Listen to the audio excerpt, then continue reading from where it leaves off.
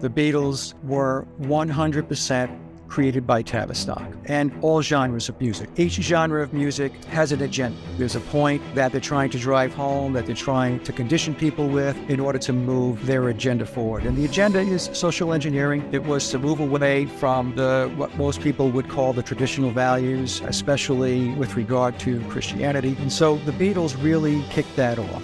And we can argue that it went before the Beatles with Elvis and so on, but the big push with the British invasion started with the Beatles. So the Beatles were 100% a creation of Tavistock. You know how this works. There's this whole grooming process that takes place. So the Beatles were put in place in order to break down the cultural and societal norms at the time. And they did it in a way that was very methodical, it was very incremental. For many people, it wasn't very shocking. Maybe to the adults, to the older folks it was, but for the younger folks, the younger generation, they just soaked it right up. And it was to pull people away from the societal structures that their parents were accustomed to. And that was the very beginning of the 1960s, is when Crowley's Eon of Horus was being pushed very hard going forward. And now it's 60 years later.